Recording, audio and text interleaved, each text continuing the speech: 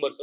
So ತುಂಬಾ and specially ನಾನು Sanjana mention ಯಾವ್ದು ವಿಚಾರಕ್ಕೆ ಮಾಡ್ಬೇಕಂದ್ರೆ ಡ್ಯಾನ್ಸ್ ಗಿಂತ ಜಾಸ್ತಿ ಅವರ ಪರ್ಫಾರ್ಮೆನ್ಸ್ ಸೀನ್ ಅಲ್ಲಿ ತುಂಬಾ ಅಂದ್ರೆ ತುಂಬಾ ಅದ್ಭುತವಾಗಿ ಎಕ್ಸ್ಪ್ರೆಷನ್ಸ್ ಕೊಡ್ತಾರೆ. ನಾನೇ ಶಾಕ್ ಆಗ್ಬಿಟ್ಟೆ. ಅಂದ್ರೆ ರಾಯಲ್ ಬಂದು ನಂದು 5ನೇ ಸಿನಿಮಾ. ನಾನು ವರ್ಕ್ ಮಾಡಿರೋದ್ರಲ್ಲಿ ಹೀರೋಯಿನ್ ಗಳಲ್ಲಿ one of the best performer ಇವರು. ತುಂಬಾ ಖುಷಿ ಆಯ್ತು ನಂಗೆ ಅವ್ರದ್ದು ಪರ್ಫಾರ್ಮೆನ್ಸ್ ನೋಡಿ.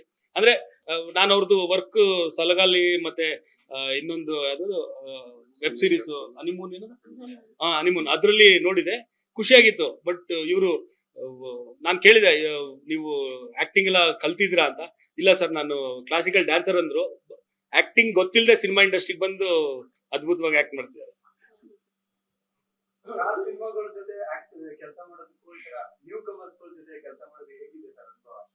ಏನಿಲ್ಲ, ಸೇಮೇ. ಒಂದೇ ಏನಂದ್ರೆ ಸ್ಟಾರ್ ಸಿನಿಮಾ ಮಾಡ್ಬೇಕಾದ್ರೆ ನಾವು ಖರ್ಚು ಮಾಡಿಸ್ತಿದ್ದು ತೆಗಿಯಕ್ಕಾಗತ್ತೆ ಅನ್ನೋ ಡೌಟ್ ಇರಲ್ಲ.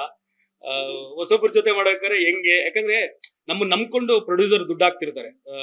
ಈಗ ಈ ಸಿನಿಮಾ 14-15 ಕೋಟಿ ಬಜೆಟ್ ಆಗಿದೆ. ಅದು ರಿಕವರಿ ಮಾಡ್ಕೊಡೋದು ಈಗ ನಂದು. ಸಿನಿಮಾ ಮಾಡೋದು ಒಂದು ಮೋಟೋ ಆದ್ರೆ ಅದನ್ನ ರಿಕವರಿ ಮಾಡಿಸ್ಕೊಡ್ಬೇಕು ಅನ್ನೋದು ಇನ್ನೊಂದು ಇದು. ಸೊ ಅದೀಗ ಒಂದ್ ಸ್ವಲ್ಪ ತಲೆಯಲ್ಲಿದೆ. ಇನ್ ಮಿಕ್ಕಿದ್ದು ಬಟ್ ಜಯಣ್ಣ ಆಗ್ಲಿ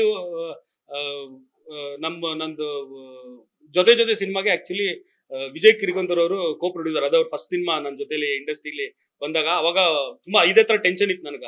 ಆಗ ವಿಜಯ್ ಸರ್ ಒಂದೇ ಮಾತು ಹೇಳಿದ್ದು, ನಾ ಎಡಿಟಿಂಗ್ ಕರ್ಕೊಂಡೋಗಿ ಅವ್ರಿಗೆ ಸಿನಿಮಾ ತೋರಿಸಿದಾಗ ತುಂಬಾ ಟೆನ್ಷನ್ ಇತ್ತು. ಖರ್ಚು ಮಾಡಿಸ್ಬಿಟ್ಟಿದೀನಿ ಸಿನಿಮಾಗೆ, ಅವ್ರ ಕೈಲಿ ದುಡ್ಡು ಹಾಕ್ತಿದೀನಿ, ಹೆಂಗ್ ಅವ್ರು ದುಡ್ಡು ತೆಕ್ಕೊಡೋದು ಅಂತ.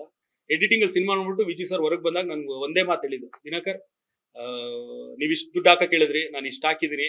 ಬಟ್ ಇವತ್ತು ಸಿನಿಮಾ ನೋಡಿದೆ, ತುಂಬಾ ಖುಷಿ ಆಯ್ತು. ಒಂದ್ ಒಳ್ಳೆ ಸಿನಿಮಾಗೆ ದುಡ್ಡು ಹಾಕಿದೀನಿ ಅಂತ.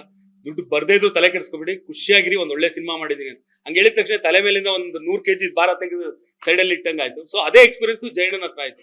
ಸಿನಿಮಾದ ಎಲ್ಲಾನು ಕಂಟೆಂಟ್ ಬೋಗಣ್ಣಂಗಾಗ್ಲಿ ಜಯಣ್ಣಂಗಾಗ್ಲಿ ತೋರಿಸಿದಾಗೆಲ್ಲಾನು ಅವ್ರು ಹೇಳ್ತಾ ಇದ್ ಮಾತು ಕೇಳಿದಾಗ ಒಂದ್ ಸ್ವಲ್ಪ ಏನೋ ಅವ್ರಿಗೆ ಈ ಸಿನಿಮಾಯಿಂದ ದಿನಕರ ದುಡ್ಡು ತೆಗೆಸ್ಕೊಡ್ತಾನೋ, ಖರ್ಚು ಮಾಡ್ತಾನೋ, ತೆಗೆಸ್ಕೊಡ್ತಾನೋ ಡೌಟ್ ಅವ್ರಿಗಿಲ್ಲ ಅಂತ ಅನಿಸ್ತಾ ಇತ್ತು. ಸೊ ಅದೊಂದು ನೆಮ್ಮದಿ ಇದೆ.